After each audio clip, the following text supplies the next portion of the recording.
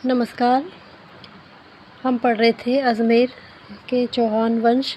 इसमें पार्ट 2 हो चुके हैं और पार्ट 3 में आज हम पढ़ रहे हैं पृथ्वीराज तृतीय, जिनका समय है 1177 से 1192 ईस्वी। अजमेर के चौहान वंश का अंतिम प्रतापी शासक पृथ्वीराज चौहान तृतीय था, जो इतिहास में दल पुंगल, विश्व विजेता व राय पिथौरा के नाम से जाना जाता है। पृथ्वीराज तृतीय का जन्म अहिलवाड़ा अन्निल पाटल, गुजरात में विक्रम संवत 1233 ईस्वी 1166 ईस्वी में हुआ था। पृथ्वीराज के पिता सोमेश्वर की मृत्यु के समय पृथ्वीराज तृतीय की आयु सिर्फ 11 वर्ष की थी। उनकी माता कर्पूरी देवी ने बड़ी योग्यता व बुद्धिमानी के साथ राज्य का संचालन किया। इस राज्य के संचालन में कदम्बवास, जिसे कैलाश या कैमास भी कहते हैं, राज्य का मुख्यमंत्री था तथा भुवनमल्ल, जो कि उस समय सेना अध्यक्ष था। जिस प्रकार गरुड़ ने राम और लक्ष्मण को मेघनाद के नागपात से बचाया था, उसी प्रकार भुवनमल्ल ने पृथ्वीराज को प्रारंभिक काल में सुरक्षित रखा। 1178 ईस्वी में पृथ्वीराज ने राजकार्य अपने हाथों में ले लिया। पृथ्वीराज तृतीय अजमेर का शासक बना तो उसने स्वयं को चारों तरफ से शत्रुओं से घिरा हुआ पाया। पृथ्वीराज इन शत्रुओं को धीरे धीरे समाप्त करने लगा। चंदेलों का दमन, महोबा विजय 1182 ईस्वी। एक बार पृथ्वीराज के सैनिक दिल्ली से युद्ध करके लौट रहे थे। रास्ते में महोबा राज्य में उसके कुछ जख्मी सिपाहियों को चंदेल राजा ने मरवा दिया। उस समय महोबा राज्य का शासक परमदी देव चंदेल था। अपने सैनिकों की हत्या का बदला लेने के लिए पृथ्वीराज एक विशाल सेना लेकर महोबा विजय के लिए निकल पड़ा। 1182 ईस्वी में पृथ्वीराज की सेनाओं ने नारायण के स्थान पर अपना डेरा डाला। यह देखकर परमदी देव घबरा गया। उसने शीघ्र ही अपने पुराने सेना नायक आला और उदल को राज्य की रक्षा के लिए वापस बुलाया। जब दोनों आए तो दोनों दलों के मध्य तुमुल का युद्ध हुआ। आला और उदल अपने साथियों के साथ शहीद हुए और पृथ्वीराज तृतीय की जीत हुई। इन युद्धों में कभी जगतदेव प्रतिहार, भीमदेव चालुक्य का मंत्री व सेनापति की विजय होती, तो कभी पृथ्वीराज तृतीय की। अंत में जगतदेव प्रतिहार के प्रयत्न से 1184 ईस्वी में नागौर युद्ध के दौरान दोनों राज्यों के बीच संधि हो गई। चौहान गहड़वाल संघर्ष। चौहान साम्राज्य के उत्तर पूर्व में गहड़वाल का राज्य कन्नौज था, जिसका शासक जयचंद गहड़वाल था। जयचंद गहड़वाल दिल्ली के राजा अनंगपाल तोमर की दूसरी पुत्री का विवाह कन्नौज के राजा विजयपाल से हुआ, जिसका पुत्र जयचंद था। पृथ्वीराज तृतीय का मौसेरा भाई था और वह भी पृथ्वीराज के समान अपने राज्य का विस्तार करना चाहता था। दिल्ली के राजा अनंगपाल तोमर के कोई पुत्र नहीं था। उसने अपने नाती पृथ्वीराज तृतीय को दिल्ली का शासक बना दिया। जयचंद भी उस समय दिल्ली का राजा बनने के सपने देख रहा था। जयचंद व पृथ्वीराज दोनों राजाओं में दिल्ली को लेकर आपस में वैमनस्य पैदा हो गया। पृथ्वीराज ने जयचंद की पुत्री संयोगिता का अपहरण कर उससे गंधर्व विवाह किया, जिससे उनके मध्य कटुता और ज़्यादा बढ़ गई। तुर्कों से संघर्ष। भारत के उत्तर पश्चिमी भाग पर गजनी के बाद जब गौरी वंश प्रबल हुआ, तो मोहम्मद गौरी व पृथ्वीराज तृतीय की महत्वाकांक्षाएं दोनों को एक दूसरे के पास ले आई। 1173 ईस्वी में मोहम्मद गौरी गजनी का सूबेदार बना। गौरी अपने मुस्लिम साम्राज्य का विस्तार करने के उद्देश्य से भारत में सर्वप्रथम गुजरात लेने के लिए 1178 ईस्वी में आक्रमण किया। गुजरात के शासक भीमदेव चालुक्य द्वितीय ने आबू के युद्ध, अहिरवाड़ा के युद्ध में गौरी को पराजित किया इसके बाद मोहम्मद गौरी ने पंजाब के रास्ते से भारत में प्रवेश करने का निर्णय लिया और वह अफ़गानिस्तान, पाकिस्तान होते हुए हरियाणा पहुंचा, जहां गौरी व पृथ्वीराज के मध्य कई युद्ध हुए। ध्यातव्य रहे, हमीर महाकाव्य में पृथ्वीराज के द्वारा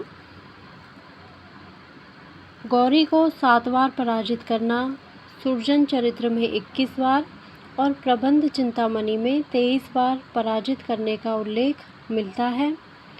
अधिकांश इतिहासकारों ने इसका उल्लेख नहीं किया क्योंकि यह सभी छोटे झगड़े थे।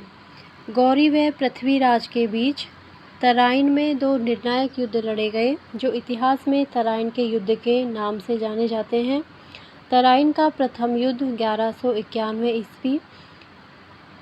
1191 ईस्वी में मोहम्मद गौरी ने तबर-ए-हिंद अथवा सरहिंद भटिंडा पर कब्जा कर वहां के किले को काजी जियाउद्दीन को दे दिया। भटिंडा को लेकर गौरी व पृथ्वीराज के मध्य विवाद उत्पन्न हो गया। तब हरियाणा के करनाल जिले के तराइन या तोरायन के मैदान में 1191 ईस्वी को गौरी व पृथ्वीराज के मध्य युद्ध हुआ।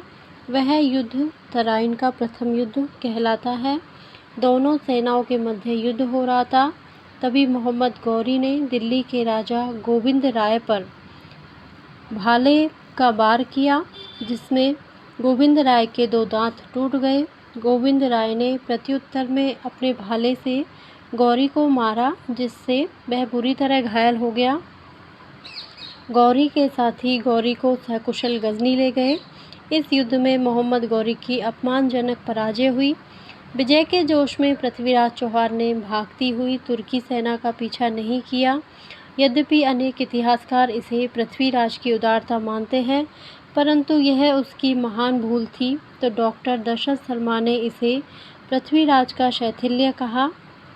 तराइन का द्वितीय युद्ध 1192 ईस्वी। मोहम्मद गौरी तराइन के प्रथम युद्ध के पराजय से काफ़ी दुखी हुआ। वह 1 वर्ष तक सैनिक इकट्ठे करने व आक्रमण की तैयारी करने में जुटा रहा। आखिर में लाहौर और मुल्तान के मार्ग से होते हुए वापस उसी मैदान में आ पहुंचा, जहां उसे 1191 ईस्वी में करारी हार मिली थी। हसन निज़ामी लिखता है कि गौरी लाहौर पहुंचा तो उसने पृथ्वीराज के पास यह संदेश भिजवाया कि वह इस्लाम धर्म या गौरी की अधीनता स्वीकार कर ले। पृथ्वीराज ने प्रत्युत्तर में यह कहलवा दिया कि उसे अपने देश लौट जाना चाहिए, अन्यथा उसकी भेंट युद्ध स्थल में होगी। गौरी पृथ्वीराज को छल से जीतना चाहता था, अतः वह पुनः कहलवाया कि वह युद्ध नहीं अपितु संधि करना चाहता है। पृथ्वीराज मेवाड़ के शासक समर सिंह, दिल्ली के गवर्नर गोविंद राय तथा अपनी थोड़ी सी सेना के साथ तराइन के मैदान में पहुंचा। एक तरफ पृथ्वीराज की सेना संधि के भ्रम में रात भर आनंद मनाती रही, दूसरी तरफ गौरी की सेना आक्रमण के लिए तैयार थी। सुबह जब राजपूत सेना शौचादि कार्यों से निवृत्त होने के लिए बिखरी हुई थी, तभी तुर्कों ने उन पर आक्रमण कर दिया। इस अचानक हुए हमले से राजपूत घबरा गए और पृथ्वीराज भी घोड़े पर बैठकर युद्ध के मैदान से लड़ता हुआ भाग गया। पृथ्वीराज को सिरसा के आसपास पकड़ा गया और वहीं मार दिया गया, जबकि पृथ्वीराज रासों के अनुसार गौरी ने पृथ्वीराज को बंदी बनाकर अपने साथ गजनी ले गया। पृथ्वीराज गौरी के दरबार में पहुंचा तो गौरी ने उसको अपनी निगाहें नीचे झुकाने के लिए कहा। पृथ्वीराज ने अपनी निगाहें नीचे नहीं झुकाई तो गौरी ने उसकी आंखें फुड़वा दी। उसी समय पृथ्वीराज का दोस्त चंदरवरदाई फकीर के वेश में अपने दोस्त से मिलने गजनी गया। उसे यह पता चला तो वह काफ़ी दुखी हुआ। चंदरवरदाई गौरी के पास पहुंचा और उससे कहा कि सुल्तान पृथ्वीराज शब्द भेदीवान चलाने में निपुण है, अतः आप उसके शब्द भेदीवान चलाने का तमाशा देखें। गौरी से चंद्रबरदाई ने कहा कि वह उसे तैयार कर लेगा। चंद्रबरदाई व पृथ्वीराज को मिलाया गया। पृथ्वीराज फकीर के वेशधारी अपने दोस्त चंद्रबरदाई को उसकी आवाज़ से पहचान गया और शब्द भेदी बाण चलाने के लिए तैयार हो गया। दरबार लगाया गया जिसमें चंद्रबरदाई ने एक दोहा बोला, 4 बांस 24 गज अंगुल अष्ट प्रमाण, ता ऊपर सुल्तान है मत चूके चौहान। पृथ्वीराज ने अपनी शब्द भेदी बाण के द्वारा गौरी को मार गिराया। उसके बाद चंद्रबरदाई ने अपने दोस्त पृथ्वीराज चौहान तृतीय की कटार से हत्या कर स्वयं ने आत्महत्या कर ली। पृथ्वीराज चौहान तृतीय की छतरी भी काबुल गजनी में ही बनी हुई है। पृथ्वीराज स्मारक अजमेर में तारागढ़ दुर्ग में स्थित है। ध्यातव्य रहे, तराइन के युद्ध में पृथ्वीराज की पराजय का प्रमुख कारण गौरी की कुशल युद्ध नीति थी। तराइन का द्वितीय युद्ध 1192 ईस्वी भारतीय इतिहास का एक निर्णायक व परिवर्तनकारी युद्ध था।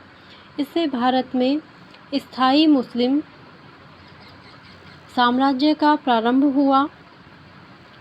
मोहम्मद गौरी भारत में मुस्लिम साम्राज्य का संस्थापक बना और धीरे धीरे कन्नौज, गुजरात एवं बिहार आदि क्षेत्रों को जीतकर कुछ ही वर्षों में उत्तरी भारत पर अधिकार कर लिया। इसके बाद मोहम्मद गौरी ने भारत में विजित अपने क्षेत्रों का प्रशासन अपने गुलाम कुतुबुद्दीन को संभालकर स्वयं गजनी लौट गया। इस प्रकार भारत में दिल्ली सल्तनत की शुरुआत हुई और गुलाम वंश का कुतुबुद्दीन ऐबक प्रथम शासक बना। पृथ्वीराज चौहान तृतीय स्वयं अच्छा गुणी होते हुए गुणी जनों का सम्मान करने वाला था। पृथ्वीराज ने अजमेर में विद्वानों को प्रोत्साहित करने के लिए पृथक रूप से कला साहित्य विभाग की स्थापना की, जिसके प्रथम अध्यक्ष अधिकारी पद्मनाभ थे। इसके दरबार में जयानक, जिनकी रचना है पृथ्वीराज विजय, बागेश्वर, जनार्दन, विश्वरूप, पृथ्वी भट्ट अथवा चंद्रबरदाई, जिन्होंने पृथ्वीराज रासो लिखी, आदि दरबारी कवि थे। ध्यातव्य रहे, जयानक एक कश्मीरी विद्वान था जिन्होंने क्रमशः विग्रहराज चतुर्थ, सोमेश्वर चौहान एवं पृथ्वीराज चौहान तृतीय को अपनी राज्य सेवाएं दी और पृथ्वीराज विजय इससे नियोग प्रथा, सती प्रथा एवं स्वयंवर प्रथा का ज्ञान होता है नाम का साहित्य पुष्कर झील के किनारे बैठकर लिखा। ख्वाजा मोइनुद्दीन चिश्ती मोहम्मद गौरी के साथ पृथ्वीराज चौहान तृतीय के समय राजस्थान आए थे। ख्वाजा मोइनुद्दीन चिश्ती का जन्म संजरी फारस में हुआ। ख्वाजा साहब के पिता हज़रत ख्वाजा सैयद, माता बीबी सोहिनूर व गुरु शेख हज़रत उस्मान हारूनी थे। चिश्ती संत धन का संचय नहीं करते, इसी कारण इनको गरीब नवाज या फ़कीर कहते हैं। चिश्ती संत जहाँ रहते हैं उसे खानकाहा कहते हैं। ख्वाजा मोइनुद्दीन चिश्ती ने अपनी खानकाहा अजमेर में बनवाया। खानकाहा से ही कव्वालियों का उदय हुआ। चिश्ती संप्रदाय में गुरु को पीर, शिष्य को मुरीद व उत्तराधिकारी को वली कहा जाता है। ख्वाजा साहब की दरगाह अजमेर में इल्तुतमिश ने बनवाई तथा इस दरगाह में जामा मस्जिद शाहजहाँ ने बनवाई। इसी दरगाह में 2 देग कढ़ाइयाँ हैं, जिनमें से बड़ी देग का निर्माता अकबर व छोटी देग का निर्माता जहांगीर है। ख्वाजा की दरगाह में जन्नती दरवाज़ों का निर्माण मालवा के महमूद खिलजी ने कराया, जिस पर हाल ही में 5 रुपये का डाक टिकट जारी हुआ है, जबकि ख्वाजा की दरगाह पर 20 रुपये का डाक टिकट जारी है। ख्वाजा साहब संप्रदाय सद्भावना के लिए जाने जाते हैं तथा इनकी दरगाह संसार में दूसरा मक्का मदीना के नाम से जानी जाती है। प्रतिवर्ष यहाँ पहली रजब से छठी रजब तक उर्स बढ़ता है, जिसका उद्घाटन भीलवाड़ा निवासी गौरी परिवार करता है। 2018 में 806वां उर्स लगा था। इसके बाद हैं अभ्यास प्रश्न, जिनको हम अगले पार्ट में पढ़ने वाले हैं। अभी तक के लिए इतना ही। अगर आपको मेरा वीडियो पसंद आता है तो प्लीज़ इसे लाइक करें, शेयर करें और सब्सक्राइब करें। Thank you.